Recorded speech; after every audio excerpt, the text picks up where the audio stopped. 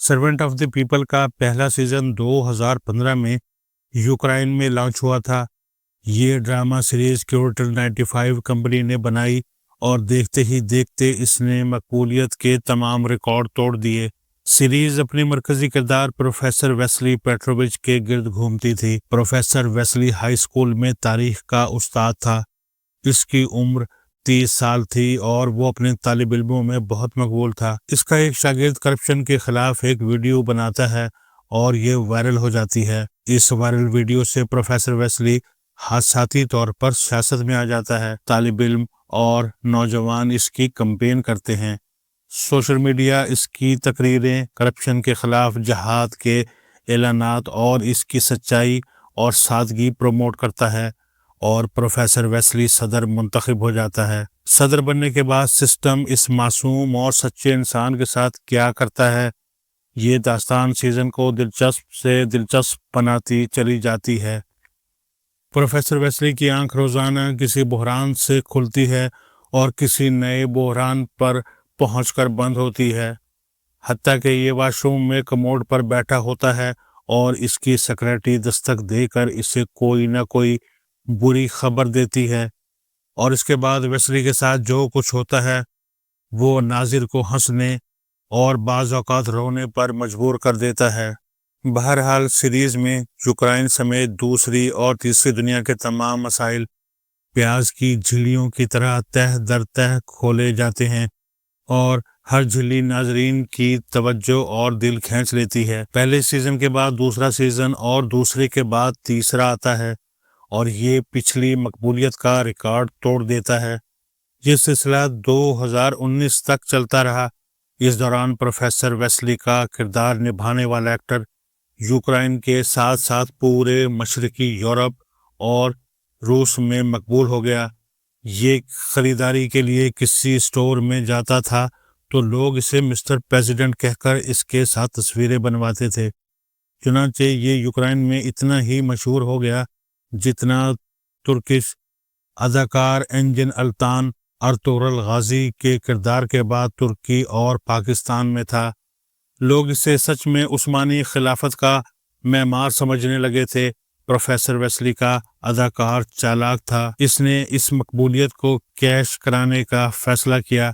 اس نے سیریز کے نام پر سرونٹ آف دی پیپل کے ٹائٹل سے سیاسی جماعت بنائی اور سیاست میں آنے کا اعلان کر دیا۔ یہ ملک میں پہلے ہی مقبول تھا، لہٰذا لوگوں کو محسوس ہوا جس طرح اس نے ڈرامہ سیریز میں ملک کے تمام مسائل حل کر دیے تھے، اس نے جس طرح کرپٹ سیاستدانوں کو پارلیمنٹ کے اندر گولی مار دی تھی، سرکاری اداروں میں کرپشن ختم کر دی تھی، عام آدمی کو آواز دی تھی، ملک کو بزنس ہب بنا دیا تھا، عالمی طاقتوں کو ان کے منہ پر صاف انکار کر دیا تھا، امریکی اور روسی صدر کے سامنے بیٹھ کر ان کی بے عزتی کی تھی، پولیس، فوج اور ججوں کو تیر کی طرح سیدھا کر دیا تھا، اور ملک میں مساوات، میرٹ اور انصاف قائم کر دیا تھا۔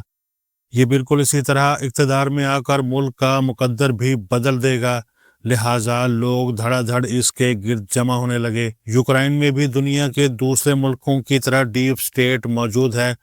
اس ڈیپ سٹیٹ کے جنرل ظہیر الاسلام کو پروفیسر ویسلی میں بہت روشنی نظر آئی۔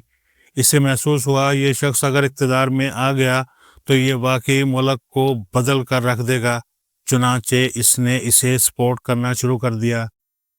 یوکرائنی جنرل ظہیر الاسلام نے بزنس مینوں کو اکٹھا کیا، رقم جمع کی، ورجن آئی لینڈ میں اکاؤنٹس کھولے اور اسے سرمایہ کی سپلائی شروع کر دی۔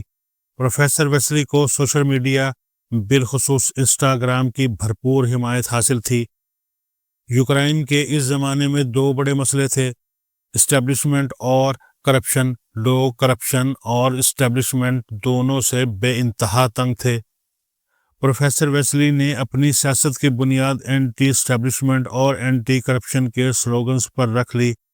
اس نے عوام سے ای گورنمنٹ کا وعدہ بھی کر لیا۔ آپ اللہ کی کرنی دیکھیے، سرونٹ آف دی پیپل کا پروفیسر ویسلی 2019 کے الیکشنز میں عوام کے 73.23% ووٹ لے کر واقعی کامیاب ہو گیا۔ یہ حقیقتاً صدر بن گیا۔ یہ ویسلی کون تھا؟ یہ یوکرائن کا موجودہ صدر ولادیمیر زیلنسکی ہے۔ یہ ایک درمیانے درجے کا مزاحیہ اداکار تھا اور اسے صرف ایک کامیاب سیریز نے یوکرائن کا صدر بنا دیا، اور اس نے 2 سال میں یوکرائن کو وہاں پہنچا دیا جہاں سے اب اس کی واپسی ممکن نہیں۔ صدر ولادیمیر زیلنسکی نے کیا کیا؟ آپ کو یہ سمجھنے کے لیے زیلنسکی کے بیک گراؤنڈ میں جانا پڑے گا۔ زیلنسکی 1978 میں یوکرائن کے یہودی خاندان میں پیدا ہوا تھا۔ اس کا دادا ریڈ آرمی میں کرنل تھا، والد کمپیوٹر کا پروفیسر تھا، جبکہ والدہ ریٹائرڈ انجینئر تھی۔ اس نے بچپن میں روسی اور انگریزی دونوں زبانیں سیکھیں۔ 17 سال کی عمر میں شوبز میں آ گیا، ڈراموں میں بھی کام کیا اور فلموں میں بھی۔ سرمایہ جمع کر کے کیوٹل 95 کے نام سے انٹرٹینمنٹ کمپنی بنائی اور دھڑا دھڑ پروڈکشن کرنے لگا۔ یہ مزاحیہ اداکاری کرتا تھا۔ اس نے اس پیشے میں رقم کمائی لیکن عوام میں کوئی مقام حاصل نہ کر سکا، یہاں تک کہ اس نے سرونٹ آف دی پیپل بنایا اور اس سے اس کی مقبولیت کا آغاز ہو گیا، اور 2019 میں یہ یوکرائن جیسے ملک کا صدر بن گیا۔ میں آگے بڑھنے سے پہلے آپ کو روس اور یوکرائن کی بیک گراؤنڈ بھی بتاتا چلوں۔ بلیک سی پر کریمیا نام کی ایک مسلمان ریاست تھی۔ 1783 میں روس نے اس پر قبضہ کر لیا اور مسلمان آبادی کو یہاں سے بے دخل کر دیا، جس کے بعد کریمیا میں عیسائی آبادی بڑھ گئی۔ 1917 کے روسی انقلاب کے بعد کریمیا اور یوکرائن سوویت یونین کا حصہ بن گئے۔ یہ دونوں الگ الگ ریاستیں تھیں، لیکن پھر جوزف اسٹالن نے 1954 میں کریمیا کو یوکرائن میں شامل کر دیا۔ سوویت یونین کے خاتمے کے بعد یوکرائن آزاد ہو گیا اور کریمیا بھی اس کے ساتھ چلا گیا۔ یوکرائن نے بعد ازاں خود کو یورپ کے ساتھ شامل کرنا شروع کر دیا۔ یہ شینجن میں شامل ہونا چاہتا تھا۔ روس اس حرکت کو پسند نہیں کرتا تھا۔ اس کا خیال تھا یورپ یا امریکہ اگر ایک بار بلیک سی کی طرف سے روس کی سرحد پر آ گیا تو پھر انہیں یہاں سے واپس بھجوانا مشکل ہو جائے گا۔ چنانچہ صدر پیوٹن نے یوکرائن، یورپ اور امریکہ کو وارننگ دینے کے لیے 2014 میں 1954 کا اسٹالن معاہدہ منسوخ کیا اور کریمیا پر قبضہ کر لیا۔ یوکرائن کا خیال تھا یورپ اور امریکہ اس قبضے کے خلاف اس کا مسلح ساتھ دے گا، لیکن توقع کے برعکس امریکی اور یورپی امداد صرف زبانی کلامی اور سفارتکاری تک محدود رہی۔ اقوام متحدہ نے روس پر اقتصادی پابندیاں لگا دیں، مگر اس سے روس کو کوئی فرق نہیں پڑا۔ یورپ بھی بدستور روس سے گیس اور تیل خریدتا رہا۔ زیلنسکی کے برسر اقتدار آنے تک یوکرائن کے روس سے تعلقات خراب رہے۔ یوکرائنی قوم کا خیال تھا زیلنسکی روس کے ساتھ تنازع ختم کر دے گا، جس کے بعد سرحدوں کی ٹینشن ختم ہو جائے گی۔ زیلنسکی نے الیکشن کے دوران یہ وعدہ بھی کیا تھا اور اس نے کامیاب ہونے کے بعد روس کے ساتھ اپنے تعلقات ٹھیک بھی کیے، لیکن یہ انتہائی ناتجربہ کار، نالائق اور منہ پھٹ ہے۔ اور دوسرا، یہ صدر بننے کے بعد پروفیسر ویسلی کے کردار سے بھی باہر نہیں آ سکا تھا۔ چنانچہ اس نے ایک طرف روس سے تعلقات ٹھیک کرنا شروع کر دیے اور دوسری طرف نیٹو فورسز کو یوکرائن میں اڈے بنانے کی اجازت دے دی، اور یہ روس کے لیے ناقابل قبول تھا۔ کیونکہ اگر ایک بار نیٹو کے پردے میں یوکرائن میں امریکی میزائل نصب ہو جاتے تو روس غیر محفوظ ہو جاتا۔ روس زیلنسکی کو وارننگ دیتا رہا لیکن یہ باز نہ آیا۔ چنانچہ پیوٹن نے فروری 2022 میں یوکرائن پر حملہ کر دیا۔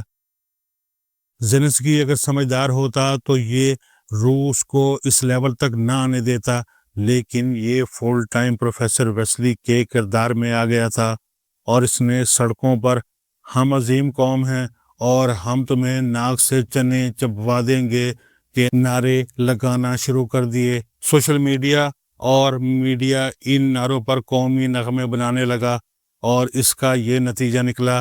24 فروری کو روس نے یوکرائن پر حملہ کر دیا اور پورے ملک کو ملبے کا ڈھیر بنا دیا۔ آج اس جنگ کو 3 سال ہو چکے ہیں۔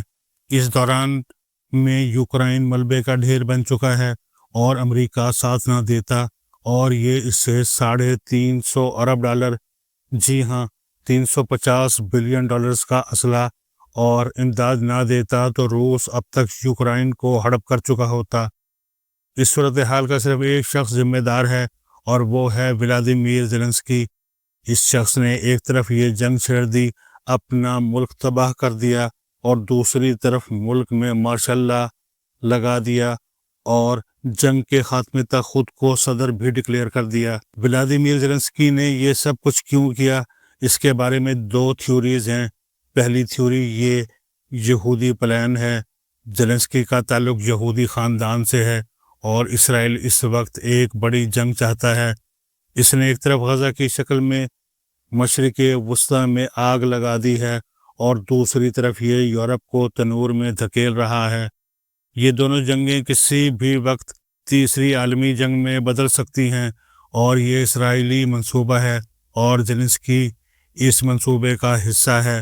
چنانچہ اس نے جان بوجھ کر 1 مارچ کو اوول آفس میں امریکی صدر اور نائب صدر کے ساتھ کیمروں کے سامنے بدتمیزی کی تاکہ امریکہ پیچھے ہٹ جائے اور یوکرائن روس جنگ پورے یورپ کو اپنی لپیٹ میں لے لے۔ اور یہ اندیشہ غلط نہیں، کیونکہ یہ جنگ اگر اب تک صرف یوکرائن تک محدود ہے تو اس کی واحد وجہ امریکہ ہے۔ امریکہ نے اسے آگے نہیں بڑھنے دیا۔ یہ اگر راستے سے ہٹ گیا تو اس آگ کو پھیلتے دیر نہیں لگے گی۔ لہٰذا زیلنسکی جان بوجھ کر گندی سی شرٹ اور ٹراؤزر پہن کر امریکی صدر سے ملنے گیا اور اس نے کیمروں کے سامنے دنیا کی واحد سپر پاور کے صدر کی بے عزتی کر دی اور اس کا مقصد جنگ کو پھیلانا ہے۔ اور دوسری تھیوری